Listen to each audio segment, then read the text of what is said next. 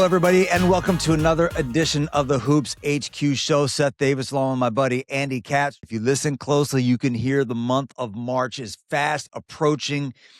Despite the winter storm over the weekend, the action on the court has been hot. Lots to talk about in the world of college basketball with Andy Katz. And we're going to start with what happened in Cincinnati, Ohio, as one of the true icons in the history of college basketball. Rick Pitino earned his 900th victory. That's an on-court victory. We'll talk about that distinction in a second. And amazingly enough, it came against his son, Richard, who's the coach at Xavier. It was a really good game. Xavier took a lead into the second half. St. John's came back, but the outcome was definitely in doubt towards the end. Just an amazing way for a Hall of Fame coach to get his 900th career win. Our own Andy Katz was there for his TV duties, so he was there to witness history. Andy, give us a sense of what it was like to be there for that moment. It was amazing, and I love being a part of some of these historic moments. I've had an opportunity to do that a number of different times in my career. In this particular case, it was pretty unique. Rick Pitino came in his sweat outfit, not his suit. Richard, obviously looking more relaxed as he normally does. And about an hour before tip, I'm in the hallway. It's Rick. It's Richard, his son. It's his grandson. And you wouldn't know there is a high-profile Big East game going on in about an hour. It looked like just a family gathering at a basketball arena. That's what, number one, made it different and special. The fact that Richard told me before that he was going to wear a suit. His dad didn't know because he usually wears a sweatsuit or a quarter zip. And his dad gives him flack about it because Rick always wears the suit, looking very Armani-like, as he always did. So that was a fun moment and a nice embrace. And it really kind of leveled up the game. And it was a fantastic game. And the fact that he got 900 in a comeback win against his son, I just thought it made it even more special. Yeah, it was truly amazing. So, I mentioned about this. St. John's called it 900 on-court wins. They're required to do that because Rick Pitino had 123 of his games vacated of his wins at Louisville because of NCAA sanctions. And so it does call to mind a larger conversation about his career and his legacy. He's obviously a great coach, won a national championship at Kentucky. That was not at Louisville his first run-in with the NCAA. His first job, he was an assistant at Hawaii, got caught up in an investigation there. Had a couple things happen to him at Louisville, including some off-court personal failings with a woman who ended up extorting him for cash, and the fallouts of an assistant coach having women dancing and being with recruits and partying in the dorms. And then the FBI case, which he was basically exonerated from, but cost him his job at Louisville. So I know that's a lot, but give me a sense of how you assess his legacy in the history of college basketball with all those things into consideration. I think he's one of the greatest coaches. The fact that he went to 3 Final Fours, Providence, Kentucky, Louisville, 2 national championships, Louisville and Kentucky. And I'm sorry, I'm going to be consistent. You can penalize schools, players, coaches, fine them, make them ineligible, make them sit out. I just don't buy, unless you were point shaving, unless you were gambling on the game, and you played the game straight up, you coached the game straight up. We all witnessed it. I'm not into erasing history. I don't care what it is. Political, sports, it happened. We saw it. Do not erase it. So do not pull down the banner. Don't erase it from the books. I've never agreed with that. He's got 900, and he had 2 different stints where he left college basketball to go to the NBA, and he still got 900. He's going to pass Roy Williams. He told me when I asked him, what are you going to do next after winning 900? One answer, 1,000. Could he get there? Maybe, and that would pass potentially Boeheim or Coach K. We'll see. Well said on the vacating of the record, by the way. That's really one of the silliest people. And if you really talk to some of the people at the NCAA, they would agree with that. Look, I think, over time, someone's character shines through. None of us is perfect. I do sometimes think about what if Louisville had really stood by him the way, for example, Kansas stood by Bill Self, because at the end of the day, that FBI investigation really turned out to be a big nothing burger. They spent all that money to, put a couple of assistant coaches away. At the time, it sounded so bad and was coming on the heels of the other things that had happened at Louisville. But given, the difficult road that Louisville had after Pitino left, I don't know how much regret there is there. So yeah, I think his character and his integrity has shown through, and I think I think he's worn well. He's worn well. I will say that he is changed personality wise as much as anybody I've covered in any sport. Obviously, college basketball. What he went through on 9/11. His brother-in-law and Billy Minardi. He's had some difficult things happen in his life, so he's just a fascinating figure. I'll let you have the last word here because you talk about him saying, "I want 1,000." Last year I assigned our young, compared to us, staff writer Alex Squadron a day where he was going to spend the day with Pitino, beginning at 5 in the morning when he shows up at Equinox every morning to get his workouts in. The guy is manic with his stress and energy and enthusiasm for the job. Give our listeners and viewers a sense of his energy, his intensity, past his 70th birthday. When he says, "I want to get 1,000 wins," to me, I think it's quite a realistic goal. Give us a sense of what it's like being around that. Well, yeah, I mean, you don't even think that he's in his 70s. First of all, he doesn't look it. His energy doesn't mimic someone in their 70s. But I think the big reason why I buy that he's going to go as long as he possibly can is he's all in the current setup. He's not like Tom Izzo, who's incredibly frustrated, or Dana Altman, all these different guys. He gets it. He's been 2 stints in the NBA, coached professionally in Greece.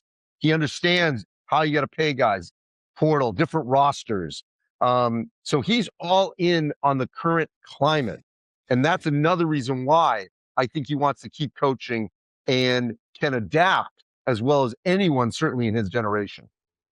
Great point. And he's obviously as wealthy as he needs to be. He's not doing it for the money. He's not doing it for the glory. He genuinely loves coaching, teaching. I remember when he left Louisville, he was trying to say, "I'm done. I'll never coach again." He was just so personally hurt. And next thing you know, he's over in Greece coaching and comes to Iona. Like, he just can't help himself. And he's as good as he's ever been. And he's in a good situation at St. John's with a guy like Mike Rapoli, who can bankroll a really good roster. He's made some great moves with this team. They're 5-0 since he moved Dylan Mitchell into the starting lineup. And so if anybody doubts his intensity, his energy, why he's chasing this, he's doing it for all the right reasons, and that's why he's as good as he is. So good topic on Rick Pitino, and a lot more to come on him. And I want to remind our listeners and viewers, in honor of launching the Hoops HQ show, over at HoopsHQ.com, we're offering a big discount, 66% off an annual membership. I promise you it's going to be the best $20 that you spend. March Madness is coming, and we're going to be all over it. Andy and I will be right back after this. All right, welcome back to the Hoops HQ show. Seth Davis and Andy Katz with you. We're going to spin through some hot topics. Let's start with the, once again, Darryn Peterson injury situation in Kansas. I spoke to Bill Self for a while on Saturday before their game at Kansas State. First of all, Bill Self has had 2 very serious heart procedures the last 2 summers. Wasn't feeling well early in the week. Did not travel with the team to Colorado. Had a little fib deal with his heart, got that taken care of. So he sounded good. Good to see him back on the sidelines. Hopefully, Andy, there's nothing else happens on that front. But like I said, he's had 2 very serious procedures, so that is something to monitor. What's interesting about Darryn Peterson is, Bill pointed out the big issue with him. We know it's been a hamstring issue, but the big thing with him is cramping. So he played at Colorado in the altitude and didn't have any cramps. And so that's a great sign for him moving forward. Unfortunately, in the course of that game, he rolled his ankle pretty badly. He tested it out at shoot-around on Saturday, and they decided not to give it a go. Much like a hamstring injury, Andy, as you know, with these soft tissue injuries, you don't want to put someone out there, especially this time of year, if he's not 100%, because you run the risk of re-injuring it. So they're going to be super cautious on that. And the last thing I just want to say about Darryn Peterson, anybody who thinks he and his family and his agent and his camp are worried about the NBA draft they're just living on a different planet. Short of having his leg amputated, Darryn Peterson is going to be a top 3 pick, maybe the number 1 pick. You don't go to Kansas to hide out for the NBA. So it's yet another distraction, Andy. But what are your thoughts on how Kansas is handling all this? Look, the reality is they're not going to win the Big 12. So I would definitely err on the side of caution. I would manage it. And, the stage is the NCAA tournament. Whatever seed they get, if he's good to go then, that roster, they can make a deep run. They can get to a Final Four. That's how I would handle it. Just, hey, you tell us when you're fully ready to go. And if it's February 28th, fine. We got you. And we saw it. He steps right in. He has an impact. No question. Yeah. To me, it's about getting enough games with playing with him and repetitions about figuring out how to play with him and all that. But that's where that stands. So, okay, Purdue, they lose at UCLA. They blow a 6-point lead, lose at the buzzer close to the buzzer, and the Tyler Bilodeau pick and pop 3. Then they lose at home to Illinois. They give up 46 points to Keaton Wagler. Illinois was without their point guard. So you're coming off a loss and you're playing at home. You're kind of thinking Purdue's going to bounce back. How concerned are you about the Boilermakers? Very, for a number of different reasons. Number one, this is yet another home game where they've been burned by, because Iowa State way back in the fall or late fall, they were making shots right and left and they got steamrolled. That was a shocker. Here, Wagler getting 46, which is one of the best freshman performances we've seen in a long time. The fact that, and he was amazing, but that they couldn't contain him, that's another red flag. And then the fact that, they weren't able to close out UCLA. They had a great chance to win that game on the road. Now they've lost 2 in a row.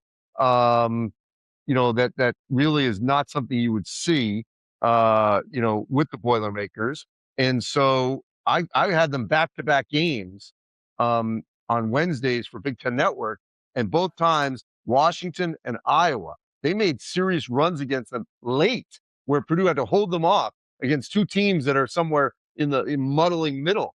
And so, yeah, I'm very concerned about their staying power to be, a Final Four team.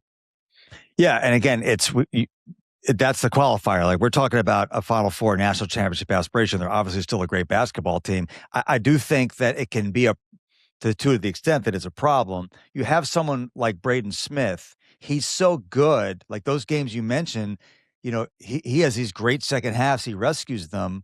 And as great as he was, I think he had 27 and 12 in the loss to Illinois. Fletcher Lawyer can't get on the court because he can't guard anybody. So if he's not drilling threes, why is he even out there? Oscar Clough gets caught in an inability really to play ball screens. So I think they get too dependent on Braden Smith, and it can cost them. So those are a couple things to watch out for. Now, UConn, their only loss was at home to Arizona, and they didn't have Terrace Reed and Braylon Mullins for that game. So they've won every game, but they're having some close games now. I mean, you win by 2 points at Georgetown, which is one of the worst teams in the Big East. And then you have Villanova at home, good team, but they take you to overtime, could have easily lost. They're winning all these games, but the margins seem to be closer. So how concerned should we be about UConn? I'd say moderately concerned. I mean, don't forget also Seton Hall game I was at, they had a huge lead. Seton Hall came storming back. It felt like if there was a couple more minutes, they might have lost that game. And they had no business winning at Providence. I mean, they were dead in the water and gave up, Providence gave up this massive lead. UConn comes back and wins that one. So on the plus side, hey, look at these comebacks. Look at the way they're able to close out games. On the other side, these are against teams that are not going to be in the NCAA tournament. And they should not have these kind of close games. What's going to happen? It's sort of the Gonzaga effect. Remember years ago, people would be like, oh, the WCC's not that good. Is Gonzaga going to really be? And then they prove everyone wrong in the NCAA tournament. So let's see if UConn can do the same, because obviously the Big East is not as strong from 3 or 4 down. Yeah, and we see what these other teams are doing. They have these games where you're just steamrolling people. Closer games too. So look, it's a long season, maybe a little bit of the dog days, but it is interesting. And you look at their metrics, UConn's, their metrics are are dragging, and those metrics never lie. I'm telling you. So, still very much capable of winning the national championship, but something worth watching. Finally, man, the Big Ten is so much fun right now. Coming off their successes in football, Nebraska still undefeated. So Nebraska plays at Michigan Tuesday night. Michigan plays at Michigan State Friday. Illinois playing at Nebraska on Sunday. Is there a firm best team in the Big Ten right now? What do you think? I think we'll know after this week because is it Michigan still? Could it be Nebraska? Could Michigan State suddenly be the team of record and team to beat? Or is it now Illinois? I love the fact that all these teams are playing each other for the most part in this 1 week. But here's the thing. All of those teams now, I think, legitimately could get to the Final Four. I don't want to dismiss Purdue, but as we just discussed, major reservations about Purdue, not as much about certainly Nebraska, believe it or not, definitely not about Michigan, Michigan State, and now even Illinois without Boswell. Because if he's got Wagler playing like that, look out. I'd said early in the season, I thought Illinois had the highest ceiling of any team in this league. I've kind of come off of that, but for them to go into Purdue and win that game without Boswell, it's going to be interesting when he comes back. We were talking about Darryn Peterson, that just because, player's been out and he's a great player, now he comes back, you don't necessarily get better right away. It takes some time. If they can get Boswell back in time for the tournament, get their reps, I think Illinois is good enough to win a national championship. What Wagler did at Purdue is just incredible. So much to talk about in college basketball. Lots to follow, especially in that conference. Andy and I will be right back to start wrapping things up. Welcome back to the Hoops HQ show. Seth Davis and Andy Katz with you on Fubo TV and all the other places you get your podcast. Andy, this time last year, you and I and everyone else, we were falling all over ourselves talking about how amazing the SEC was. They lived up to the hype in terms of putting teams in the tournament, putting teams in the Final Four, SEC national champion. It's been a little bit of a topsy-turvy season in that league. Just when you think Arkansas is the best team, they lose to Auburn, and then Auburn loses. Vanderbilt starts off undefeated. They lose a couple. Texas has been up and down. Big win for them over Georgia. And then just when you think that Florida's got it all together again, they lose at home to Auburn. So do you feel like, if you had to pick like one best team in the SEC, who would you pick right now?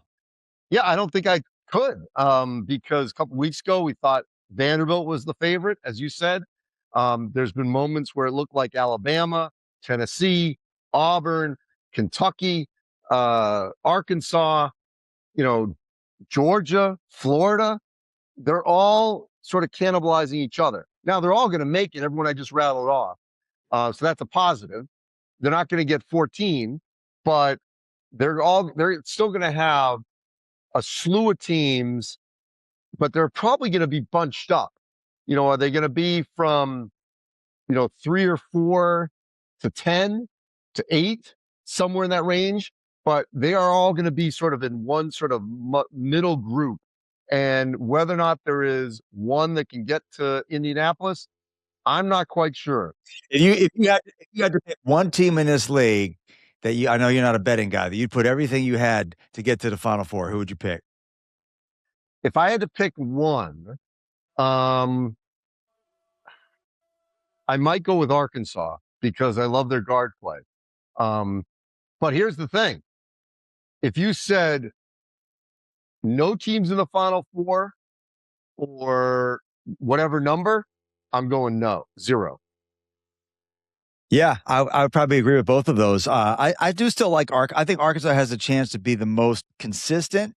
I think defense is hugely important, so I would make Florida still my 1A. I'm concerned about Vanderbilt's lack of size. I think in the NCAA tournament, everyone's going to have a bad shooting game against a good team and a good defense. That's always what I'm looking for, Andy, is like, forget about the best A game. Who's got the best B game, the best C game? Who can best survive a poor shooting night? I would actually lean for Arkansas, and maybe also don't sleep on Tennessee because they're probably still the best defensive team. Nate Ament had a great game at Alabama, went for 29. He's been up and down, and so that helped them overcome some of their offensive deficiencies at times. But still a very hugely entertaining league. A lot of possibilities. Anybody can get hot. But both of us agree if we're going to pick one team to make a Final Four out of this league, it's going to be Arkansas. So if Andy and I agree on something, it's probably not true. So whatever you're doing to wager on these opinions, go elsewhere. Andy and I will be right back to wrap things up, speaking of which, with our picks against the spread for some of the top games the rest of the week. Seth Davis and Andy Katz back with you to wrap things up with our internationally acclaimed picks against the spread. We have not been keeping track of the accuracy of our picks. That's probably intentional. Maybe we'll go back. Maybe some of our more aspirational listeners, Andy, can do that for us. But we referenced this earlier Tuesday night, Nebraska and Michigan. We're going with the lines on KenPom, so all the books might have a different point spread, but KenPom's got Michigan favored by 9 in Chrysler. What do you think? Well, I'm not a huge fan of the spreads, but no way that happens. I just don't see it. Nobody. Well, first of all, Nebraska's unbeaten, let alone anyone blown them out by almost double figures. So yeah, no, I like the Wolverines to finally beat, give Nebraska its first loss because it's in Ann Arbor. But look, Ohio State played Michigan very tough for 30-something minutes of that game. Nebraska's playing even well without Braden Frager. We don't know his status because he's day-to-day. But I think the Huskers are going to push this down to the wire, but I like Michigan to win it. Yeah, I agree. So that's called the money line, just so you know. You like the Michigan money line and Nebraska to cover. I know you don't do that, but I'm just using the proper terminology. Yes. Kentucky at Vanderbilt. I agree with you, by the way. I like Nebraska to cover that spread. Kentucky at Vanderbilt. Vanderbilt -7. Who do you like? The problem with Kentucky is you just never know who's going to be available, and you don't know who's going to be healthy. They've been so, banged up. You don't know who's going to play when or where and how much. So that's why I'd go with Vanderbilt. I'll take Kentucky to cover that spread. I think they can keep it close. I think at the very least with Jalen Lowe, we have the certainty he getting his shoulder operated. He's done. Denzel Aberdeen has been, pretty serviceable, I think, as a point guard. Jaden Quaintance with his knee swelling is they lost Cam Williams for the season, so they've lost guys. But the good news, bad news is there's a little less certainty on the injury front. The bad news is because they're not coming back. If they ever get Quaintance right, it could be a game changer for them. But that's obviously a huge if. All right, Tennessee off the big win at Alabama. They're traveling to Georgia, who got smacked by my Longhorns. Georgia's favored by 1 in Athens. What do you think? I think the Vols have righted themselves. I love the way they played against Alabama, certainly defensively. And Nate Ament, another freshman, he had his moment. Great breakout. I mean, he's had moments, but that was like a breakout game in the SEC to win in Tuscaloosa. I have not been fully sold on the Bulldogs as an elite SEC team. I'm going Tennessee. I'll take Georgia at home. I like the idea of them. I like teams at home coming off a bad game, and that's Georgia for sure. I think Tennessee's a better team, but I'll take Georgia at home. And finally, Houston coming off the loss in Lubbock, -5 at TCU. Who do you like? Yeah, TCU's coming off a huge win for them over Baylor, but I just can't see Kelvin losing 2 in a row. I just can't. Houston's a better team at every position for the most part. So even though it's at home, TCU's lost at home, I'm going to Houston. Great team off of a loss. Great coach. He's going to be up there, in practice. I agree. I'll take the Cougars and I will lay the 5 points. So that's going to wrap it up for yet another episode of the Hoops HQ show. I want to thank everyone for watching, and I want to remind you that we are over at hoopshq.com offering a 66% discount on an annual membership for $20.26 a year. You can be an annual subscriber. Lots of great content over at hoopshq.com. Go to hoopshq.com/subscribe. Okay. hoopshq.com/subscribe for $20. You're going to be fully locked and loaded for the NCAA tournament. On behalf of my buddy, Andy Katz, thanks for watching. We'll catch you next time on the Hoops HQ show.